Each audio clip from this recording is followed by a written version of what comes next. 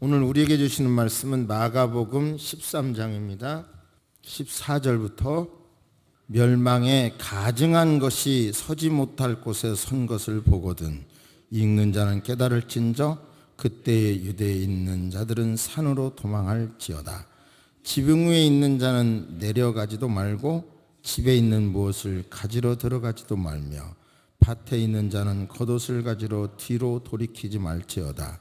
그날에는 아이벤 자들과 젖 먹이는 자들에게 화가 있으리로다. 이 일이 겨울에 일어나지 않도록 기도하라.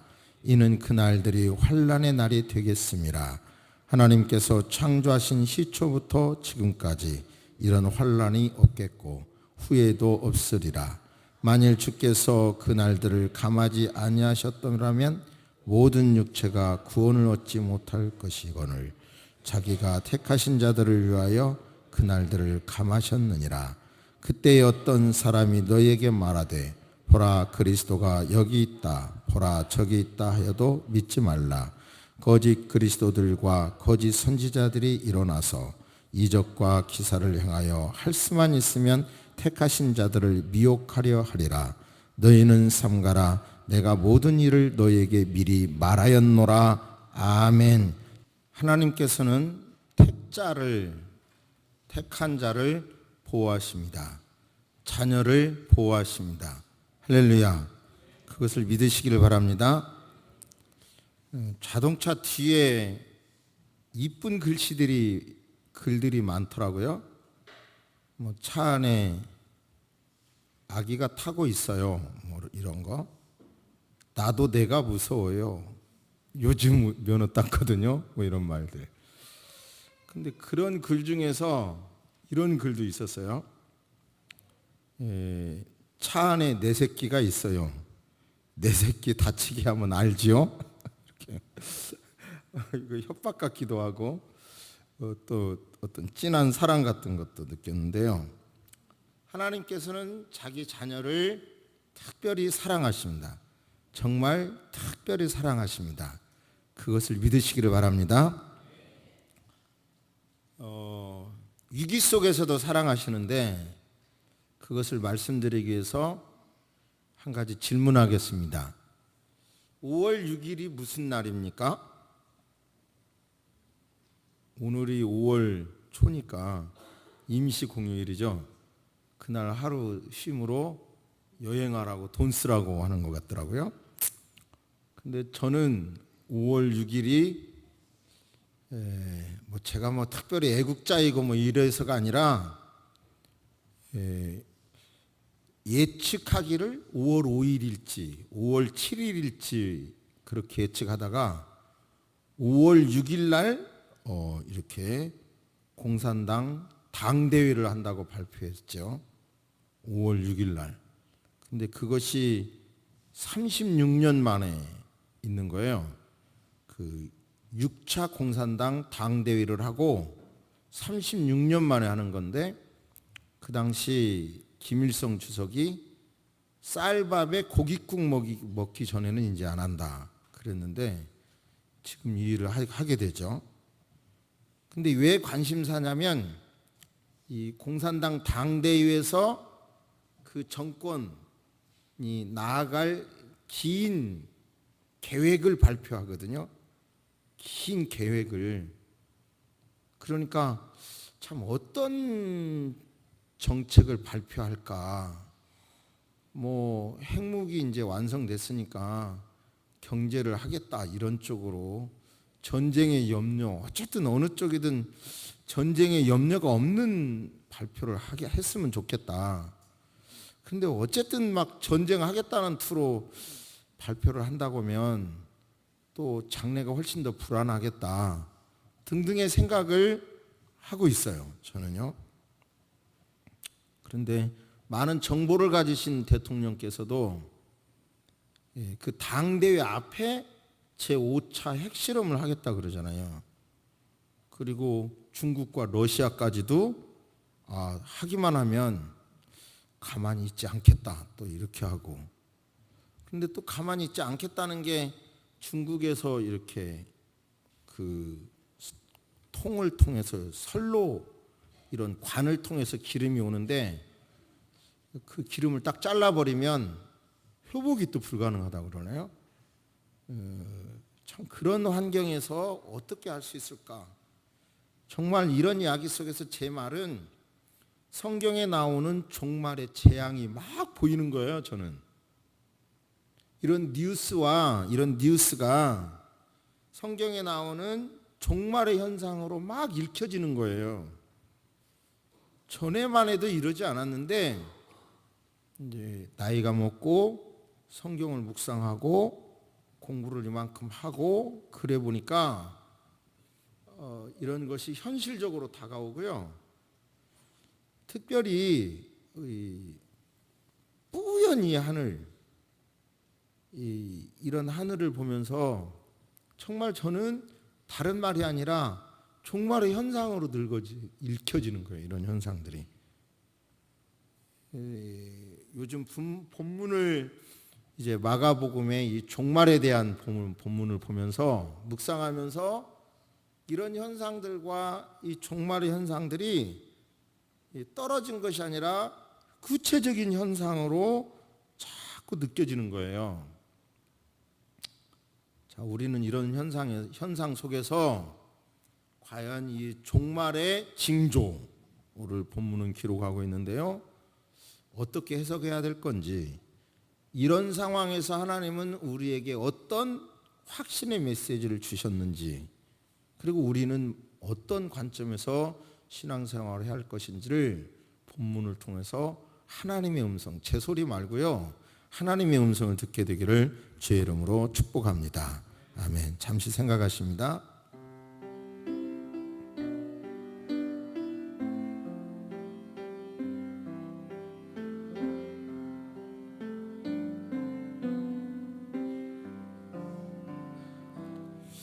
본문은 소위 감람산 강화라고 해요. 산상수훈 이러듯이 감람산 강화.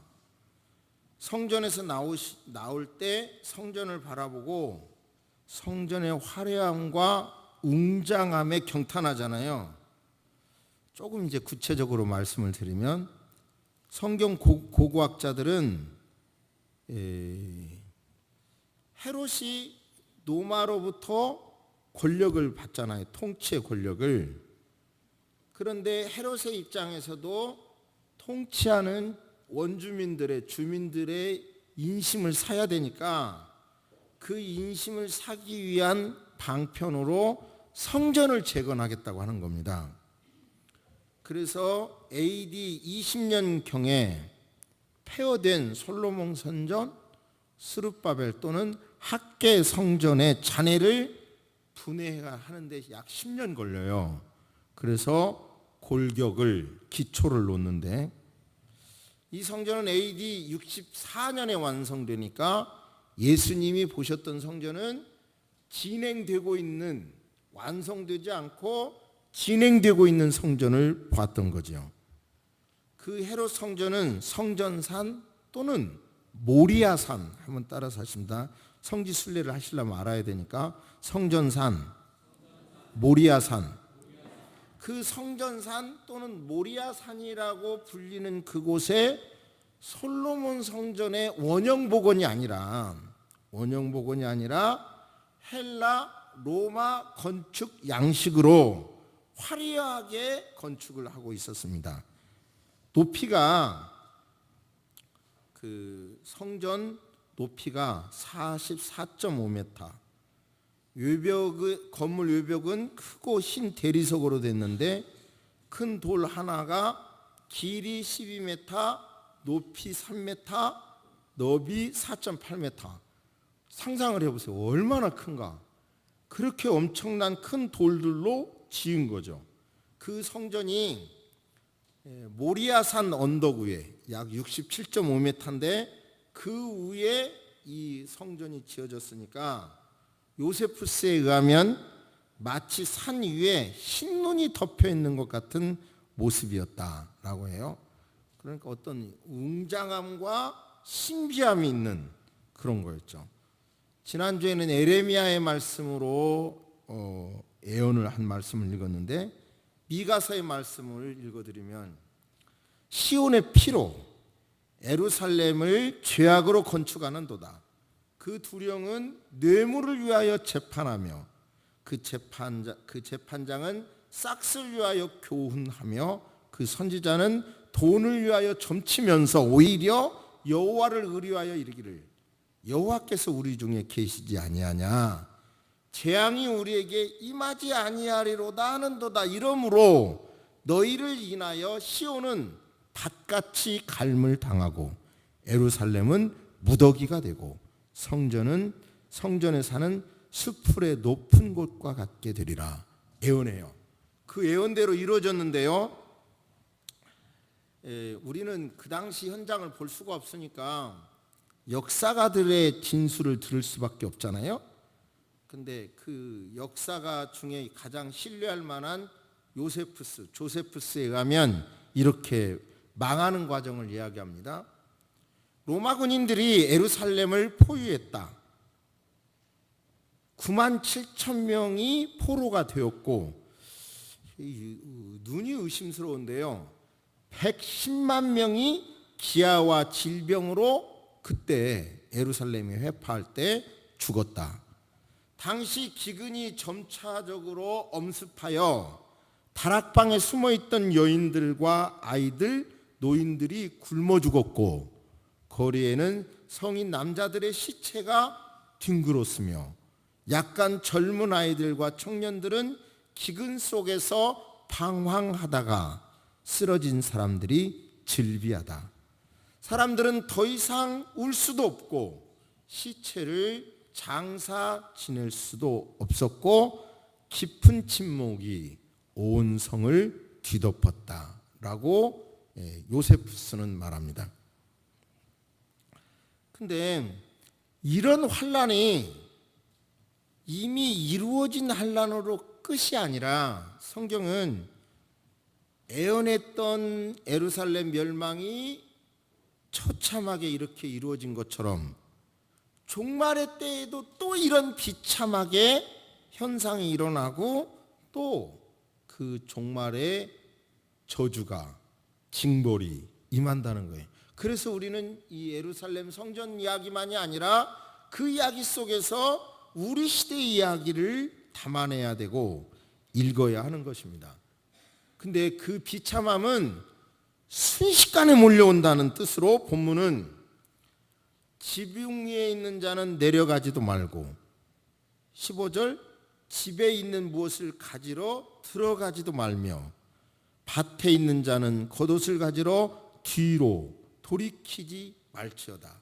그날에는 아이벤 자들과 젖먹이는 자들에게 화가 있으리로다. 이 일이 겨울에 일어나지 않도록 기도하라. 이는 그 날들이 환난의 날이 되겠습니다. 하나님께서 창조하신 시초부터 지금까지 그런 환난은 없겠고 후에도 없으리라. 아무튼 엄청난 환난이 있겠는데 그런 환난이 예를 들어서 우리가 이렇게 구두를 신기가 사실은 저는 두렵거든요. 구두 신으려면 허리를 굽혀야 되잖아요. 허리 굽히려면 어느 때 허리가 갑자기 묵직해질 때도 있더라고요. 그래갖고 허리 운동을 이렇게 하려고도 하고는데 그런 것이 허리를 한번 구두 신기 하여 굽혔기 때문에 그런 게 아니라 누적돼 가지고 어느 순간에 허리 굽혔을 때 아파지는 거 아니겠어요? 그렇죠. 그래 종말의 현상도 지금 말씀드린 대로 여러 가지 재앙으로 막 밀려와죠. 둥둥둥둥둥둥둥 밀려오다가 갑자기 결정적으로 확 사건이 임하니까 그 사건이 임할 때는 뭐 피하려고 하지도 말라. 여기 본문 안에 지붕 위에 있는 자는 내려가지도 말고, 그러면 내려가면 피할 수 있냐? 집에 있는 무엇을 가지러 들어가지 않고 막 도망가면 피할 수 있냐? 밭에 있는 자가 겉옷을 가지려고 뒤로 안 돌아가고 뛰어갔다고 되냐? 그것도 아니죠. 그런다고 해결되는 것도 아니죠. 그런데 이것을 실상으로 느껴보면 정말 말하기도 싫지만 핵무기 같은 것은 순간적으로 모두 다를 이렇게 멸망시키는 거 아니겠어요? 그렇죠? 이런 먼지 이런 건 지엽적인 거고, 이런 것은 순간에 멸망시키는 거기 때문에 이제 제 입장에서는 겁도 나기도 하고, 그러면서도 여러분에게 겁을 먹지도 말라고도 하는데, 이런 현상들이 두려움으로 다가온다 이런 말씀이에요. 지진만 보면, 제가 찾아본 자료를 보니까 14세기에는 137번, 15세기는 174번, 16세기는 253번, 20세기는 갑자기 2250번. 2014년 국내에서도 49회로 2.0 이상의 그 지진이 49회가 있었더라고요. 그래서 이제 우리나라도 지진과 꼭 무관한 나라가 아니다. 그런데 우리나라 준비 건축물은 지진이 일어날 때 그 대체할 수 없는 건축물이 많다는 통계도 여러분 보셨죠? 세계적으로도 미국 지질조사소에서 발표한 걸 보니까 2014년에 5.0 이상 횟수가 1734회더라고요. 그러니까 평균보다 98회가 증가했어요. 그러니까 이런 내용을 봐도 적어도 일본이나 외국에서 벌어지고 있는 이런, 얼마 전에 중국 지진은 참 처참했죠. 최고로 우리가 옛날보다는 훨씬 더 많잖아요. 이런 것이. 우리가 지금 먹을 게 걱정이 없으니까 별로 실감이 안 나지만, 성경은 말세에 이게 기근이 온다 그러거든요. 그러면 적도를 중심으로 지구 전체를 살펴보면 굶어 죽는 사람이 그렇게 많잖아요. 지금도. 그러니까 여러 구호단체에서 얼마만 기부해 주시면 그 얼마 갖고 얼마가 어린아이가 어떻게 삽니다, 이런 말 하잖아요. 이게 다 사실은 진심인 거예요. 우리가 살고 있는 이 세상에. 그런데 우리는 이런 현상에서, 그러면 이제 마지막의 때가 어느 때냐, 때를 가르쳐 주셨어요. 그때는 14절에 나와요. 그 마지막 때의 징조 같이 읽어봅니다. 시작. 멸망에 가증한 것이 서지 못할 곳에 선 것을 보거든 깨닫는 자는 깨달을진저 그때 유대에 있는 자들은 산으로 도망할지어다. 저를 보세요. 이런 뜻이죠. 역사적으로 거룩한 곳에 거룩한 성전에 가증한 것이 서 있다는 거예요. 그때가 종말이라는 거예요. 그러면 실제적으로 자꾸 과거에 이루어진 사건과 미래에 이루어질 사건을 동시에 말씀하고 있어요. 성경은요. 그러면 거룩한 성전에 가증한 것이 서 있었던 때가 있어요. 신약 성경에서도 바울 사도께서 데살로니가 후서에서 이렇게 말해요. 누가 아무에게 하여도 너희가 미혹하지 말라. 먼저 배도하는 일이 있고, 배도 저 불법의 사람 곧 멸절의 아들이 나타나기 전에는 이르지 아니하리니 저는 대적하는 자라 범사에 일컫는 하나님이나 숭배함을 받는 자 위에 뛰어나 지존하여 하나님 성전에 앉아 자기를 보여 하나님이라 하느니라. 그러니까요, 성전이 거룩한 곳이고 하나님을 섬겼던 장소인데 그곳에 내가 하나님이라고 하는 사람이 나타난다는 거고요. 그것이 실제적으로 다니엘서에서 역사적으로 이루어지게 됩니다. 그리고 이런 일들이 다니엘서뿐만 아니라 아시리아 왕이 예루살렘 성전 안에 이방 신전을 제단으로 세우고요. 유대인들이 가장 혐오하는 돼지를 희생 제물로 드리고요.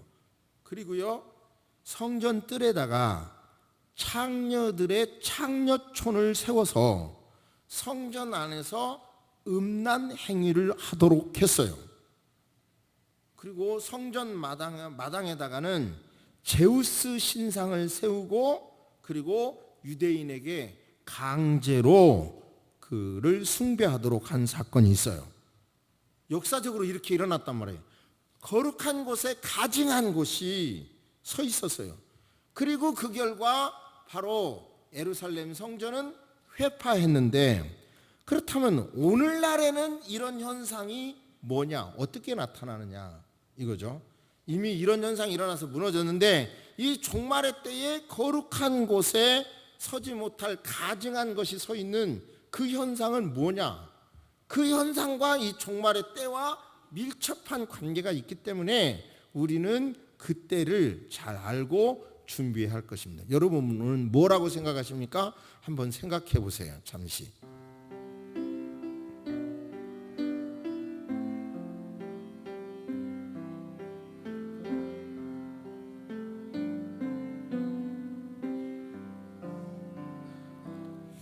자, 계속 말씀을 드립니다.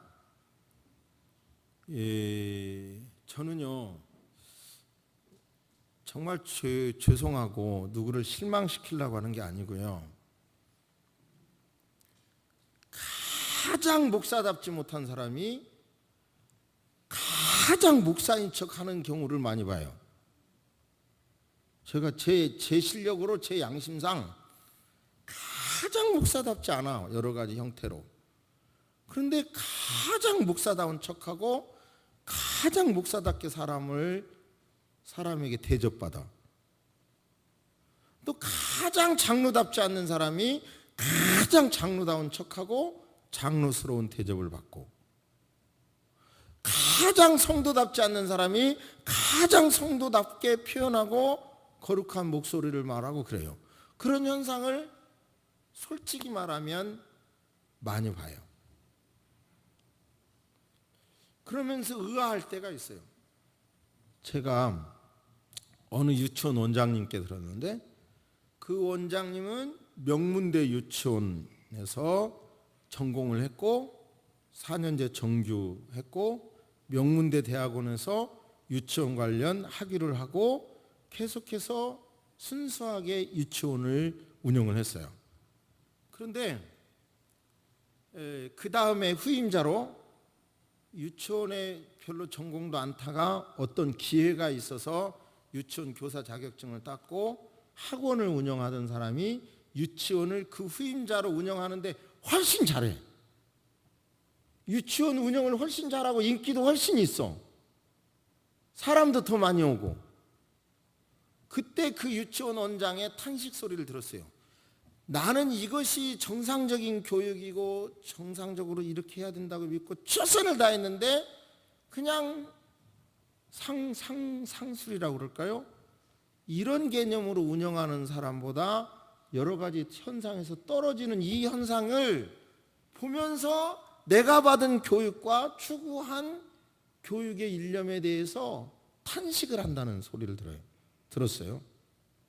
아니, 세상에 그러니까 막 혼동되고 해서 오해하지 마세요.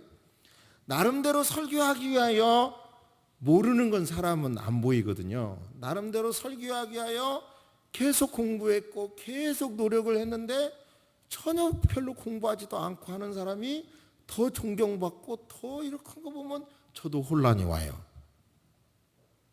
자, 구체적으로 성전의 그곳에, 거룩한 곳에 가증한 현상들이 지금 현재 너무 많이 벌어지고 있어요. 그런데 이 말세에 가장 중요한 것이, 이제 오늘 본문은 22절에 보면 21절, 그때 어떤 사람이 너희에게 말하되 보라 그리스도가 여기 있다, 보라 저기 있다 하여도 믿지 말라. 거짓 그리스도들과 거짓 선지자들이 일어나서 이적과 기사를 행하여 할 수만 있으면 택하신 자들을 미혹하려 하리라. 저를 보세요. 이게 이제 녹음이 되니까, 녹화가 되니까 어떻게 해야 표현할지 좀 두려운데요. 얼마 전에 목동에 있는 CBS 사옥과 종로 5가에 있는 한기총과 전국에 있는 CBS 지점 앞에, 그리고 우리 교단 총회회관이 있는 대치동 앞에서도 회관에 가보면요, 저기 그 젊은 사람들이 더 많고요, 노인도 있지만 거기서 CBS 폐쇄하라, 뭐 각성하라, 막 이런 걸 서명 받고 1인 시 등짝에 구호 붙이고 막 시위를 하는데요.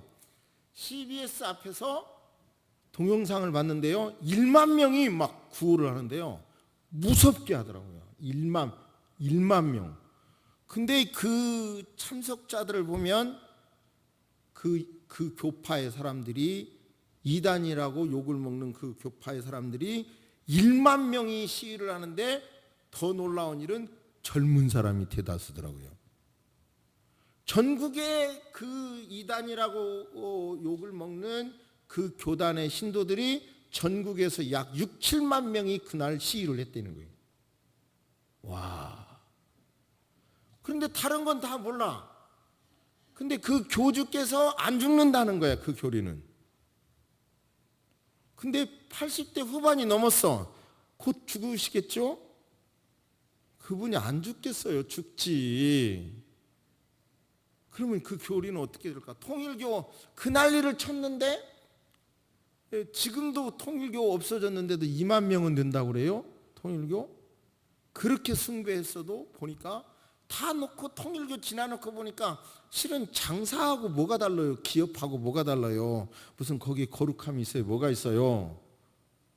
그런데도 이렇게 열심히 성경대로 설교하려고 노력하는 교회는 이렇고, 그렇게 사람이 안 죽는 하나님이라고 하는 데는 또 이렇고, 이런 혼란과 미혹에 빠지지 말기를 주의 이름으로 축복합니다. 주의 이름으로 축복합니다.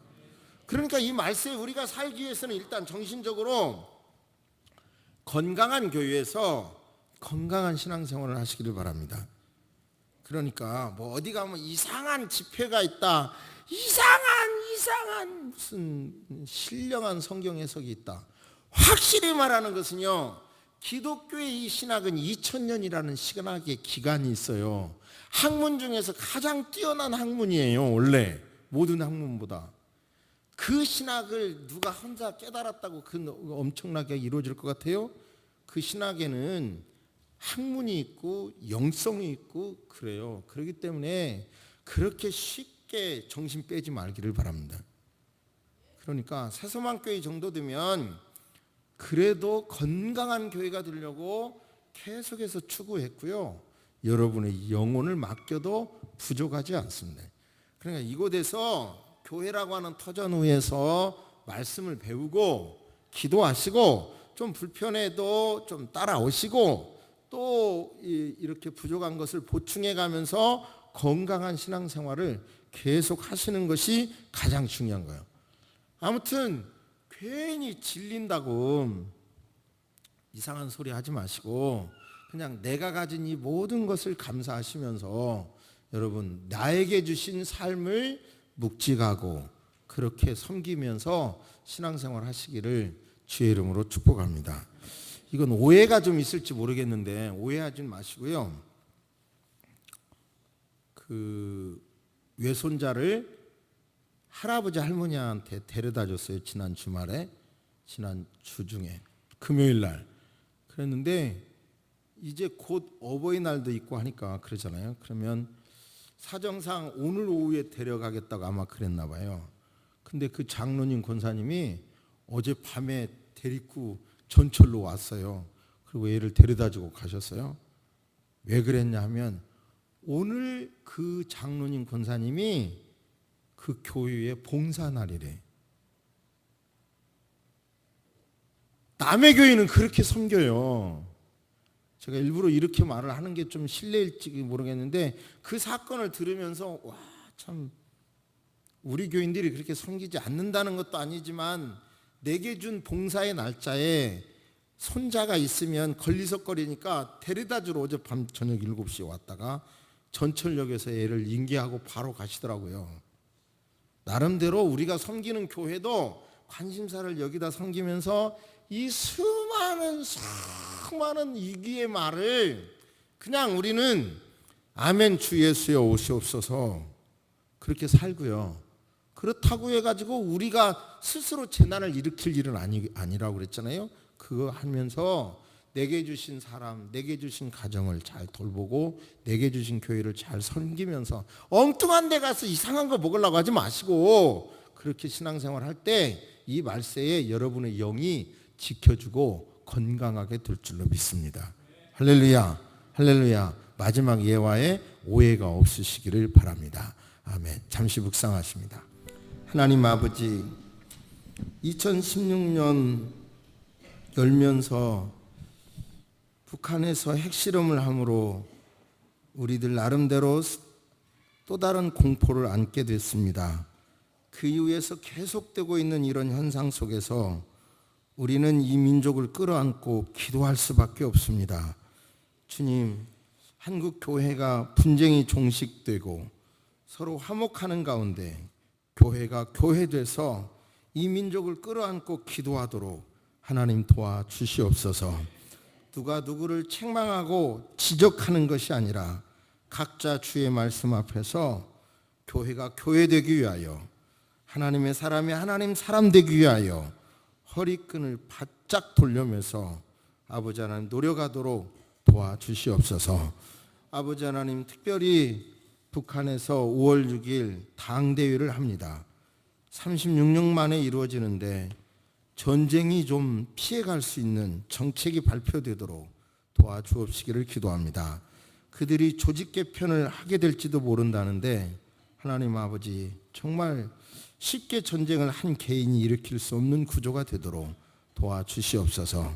우리 개인의 어려움만, 내 삶만 극급해서 살지 말게 도와주시고, 우리가 비록 작은 자라 할지라도 내 민족의 현안을 끌어안고 기도하고 우리 이 강토의 교회들을 끌어안고 기도하도록 하나님 도와주시옵소서.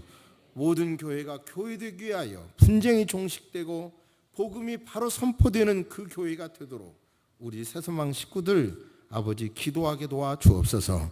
특별히 지리적인 통일이 온다 하더라도, 정치적인 통일이 온다 하더라도, 사상적인 통일이 되지 않는다면 실질적인 통일이 불가능하다는 것을 믿고 아버지 하나님 복음으로 통일 방안을 제시하고자 하는 이런 노력들이 하나님 아버지 끊어지지 않고 이어질 수 있도록 하나님 도와주옵소서.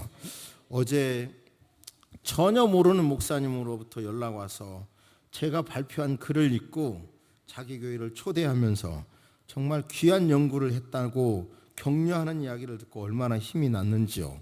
아무튼 우리 모든 새소망의 성도가 더 넓은 가슴을 안고 기도함으로 이 땅에 쓰임받는 자들이 되게 하여 주옵소서. 어린아이들이 얼마나 소중합니까? 어린아이들을 기르는 데 지치지 않도록 젊은 부부들에게 힘을 주시옵소서. 대한민국이 자녀를 잘 기를 수 있는 환경이 되도록 하나님 인도하여 주옵소서. 베이비 부모들이 노후가 걱정되지 않도록 정책을 잘 펼칠 수 있도록 하나님 도와주옵소서. 모두가 일하고 싶을 때 일할 수 있는 직장이 있는 나라가 되도록 하나님 도와주시옵소서. 지금은 우리 주 예수 그리스도의 은혜와 우리 하나님의 놀라우신 사랑과 성령님의 감화감동 교통하심이 이제로부터 영원토록 함께 있을지어다. 아멘.